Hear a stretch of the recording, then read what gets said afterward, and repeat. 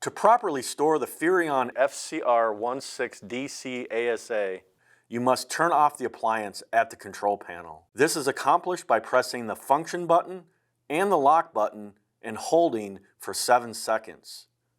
After 7 seconds, the control panel should turn off, but the light inside the appliance will not shut off for 3 minutes. If the light doesn't turn off after 3 minutes, disconnect the battery. Next, empty the refrigerator and dry out the inside appliance cavities, then leave the doors open for ventilation during the storage period. For extended storage, including winterization, the battery should be removed and maintained properly. To bring your coach out of storage, just reverse the sequence by pressing the lock and function button and holding for 7 seconds.